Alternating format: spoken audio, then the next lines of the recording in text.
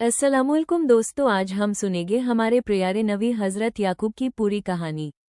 सोचो, अगर एक बाप अपने बेटे से इतनी मोहब्बत करता हो कि उसकी जुदाई में रोते रोते उसकी आंखों की रोशनी चली जाए।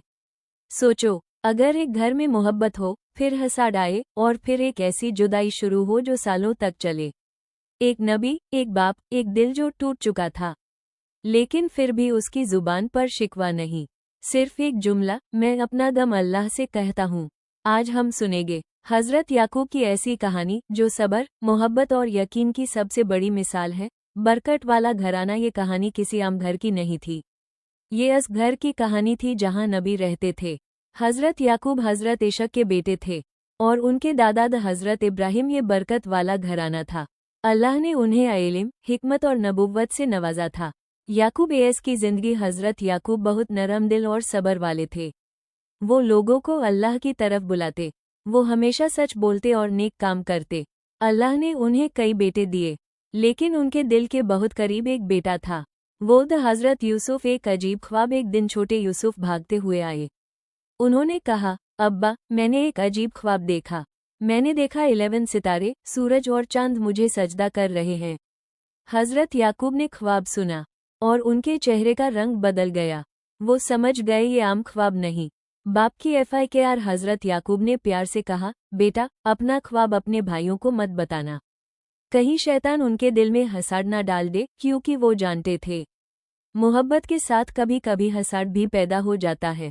हसद की आग धीरे धीरे यूसुफ के भाइयों के दिल में हसद पैदा हुआ। वो कहते, अब्बा यूसुफ से ज्यादा मोहब्बत करते हैं। फिर एक दिन उन्होंने एक खौफनाक प्लान बनाया। जुदाई का दर्द वो यूसुफ को साथ ले गए और एक अंधे कुएं में डाल दिया। शाम को रोते हुए घर आए और झूठी कहानी सुना दी। हज़रत याकूब सब समझ गए, लेकिन उन्होंने सब्र किया और सिर्फ इतना कहा, अल्लाह ही मददगार है। SALON का इंतजार। दिन गुजरे, महीने गुजरे, फिर साल गुजरे, लेकिन हज़रत याकूब हर रोज यूसुफ को याद करते, रात में रोते, दुआ करते और अल्लाह से उम्मीद नहीं छोड़ी। आंखों की रोशनी, रोते रोते उनकी आंखों की रोशनी कम होने लगी। फिर एक वक्त आया जब उनकी आंखों की रोशनी चली गई, लेकिन दिल में यकीन जिंदा था। वो कहते, मैं अल्लाह से वो जानता हूँ जो तुम नहीं जानते।